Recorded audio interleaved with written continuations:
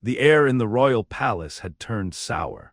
Those who entered the king's private chambers would gag, covering their faces with perfumed cloths, but no scent of rosewater or lavender could mask the odor that seeped from the royal bed. It was the smell of decay, the smell of a body putrefying not in a tomb but while its heart was still beating. This was England's great hope, the long-awaited son of the infamous King Henry VIII, a boy born to secure a dynasty. But from the very beginning, a shadow hung over him.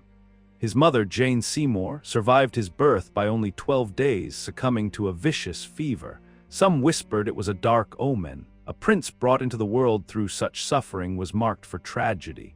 King Henry, half mad with grief and joy, saw his son not as a child, but as a priceless treasure to be guarded. The boy's nursery was a fortress against the unseen world. The rooms were scrubbed with vinegar daily. The walls washed with lime. Every guest, no matter their rank, had to wash their hands and be inspected by physicians before entering his presence. His food was tasted by 3 separate people. He lived in a sterile bubble, isolated from other children, protected from every germ. This obsessive protection, however, may have been his undoing. It left his body a pristine, undefended territory, ready for invasion. The first signs of weakness appeared when he was just 4. A fever took hold of him, leaving him bedridden for weeks. He recovered, but he was never the same. His tutors noted he tired easily. A short ride on his pony would leave him exhausted. The official court records spoke only of a healthy, thriving prince, but private letters sent by foreign ambassadors told a different story.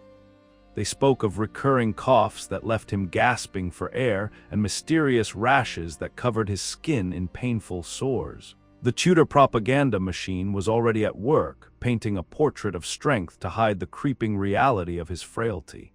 At 9 years old, he was crowned King Edward VI. The ceremony itself was a clue to his condition. It had to be drastically shortened. The young king was too weak to stand for the full duration. The heavy crown of England gave him headaches that lasted for days.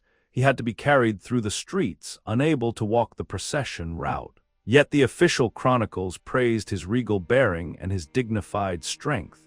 A kingdom was being built on a foundation of lies. By the time he was a teenager, the lie was becoming impossible to maintain. His body began its final, horrifying rebellion. The illness that had simmered beneath the surface for years erupted with terrible force. We now believe it was an aggressive form of tuberculosis. His lungs, ravaged by the disease, began to liquefy. He would be seized by coughing fits, spitting up foul chunks of tissue mixed with blood and pus. Ulcers ate through his skin, creating gaping wounds that oozed a constant, foul-smelling discharge. Everyone knew he was dying, yet the performance had to continue. Ambassadors were turned away with false reports of the king's miraculous recovery. Courtiers who dared to whisper the truth were threatened with imprisonment. The state had become a theater of denial, with a decomposing child as its unwilling star. As his hair fell out in clumps and his fingernails turned black and detached from their beds, official proclamations announced his improving health. His legs swelled to twice their normal size, the skin stretched so tight it split open, revealing the festering flesh beneath. His once handsome face, the face of the Tudor dynasty, became bloated and unrecognizable. His eyes were reduced to swollen slits in a puffy mask of flesh. The boy who once delivered speeches in Latin and Greek could now barely whisper, his voice destroyed by the constant, violent coughing. Around his deathbed, a different kind of decay was taking place. Powerful men, led by the ambitious John Dudley, Duke of Northumberland, circled like vultures. They knew the king's death was near, and his death meant the ascension of his Catholic half-sister, Mary, a disaster for their Protestant regime. In a final, desperate gamble, they convinced the dying king to sign a new document, the devise for the succession. It would disinherit his own sisters and place Dudley's daughter-in-law, Lady Jane Grey, on the throne. Imagine the scene. A boy in unimaginable agony, his body consuming itself, being forced to sign away his kingdom. His hands were so swollen with fluid that he could barely hold the pen. The signature on the document, which still exists today, is a testament to his suffering. It degrades from a weak but legible script to an almost indecipherable scrawl, the final act of a hand guided by another. He was a prisoner in his own palace, a pawn in a game he was too sick to understand. The physicians, for their part, were helpless.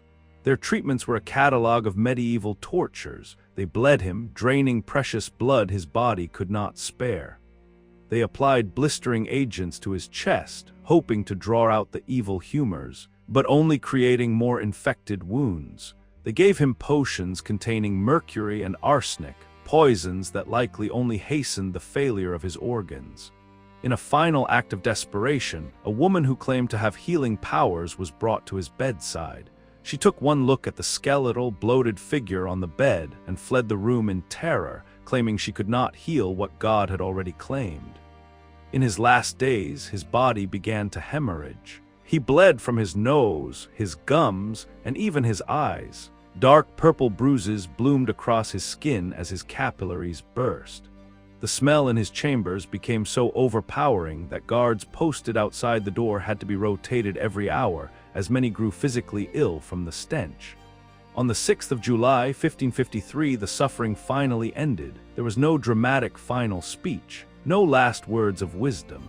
After months of agony, his breathing simply became shallower and shallower until it stopped. The great hope of England was extinguished. He was 15 years old. The horror, however, was not over. The king's body was in such an advanced state of decomposition that the immediate aftermath was a frantic cover-up.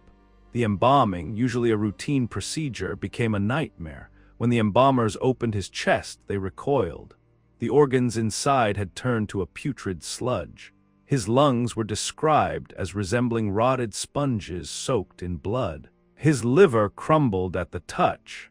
His heart was swollen and diseased. They worked frantically, using huge quantities of spices and resins, but it was a futile effort.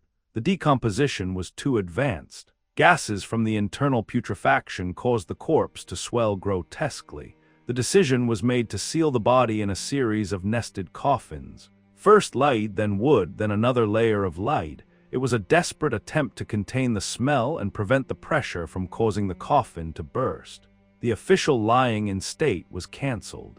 An empty, ceremonial casket was put on display for the public. The king's real coffin was hidden away in a sealed chamber, guarded by men sworn to absolute secrecy. At the funeral, the pallbearers struggled under the immense weight of the layered coffins and the swollen remains within. The tomb was sealed that very night with extra layers of stone and mortar, as if to imprison the horror within. For days afterwards, guards at Westminster Abbey whispered of strange sounds coming from the royal vault. Not ghosts, but the very real, physical sounds of gases escaping the sealed tomb.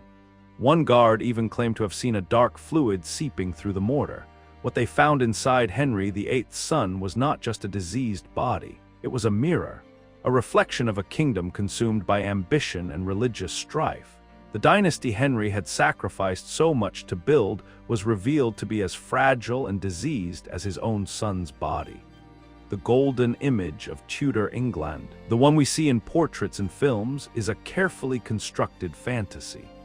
The reality, sealed away in a lead coffin, was something far more brutal and far more terrifying. What piece of dark history should we uncover next? Let us know in the comments below. And if you wish to continue this journey into the shadows of the past, be sure to like this video, subscribe to the channel, and click the notification bell so you never miss an unsettling new story.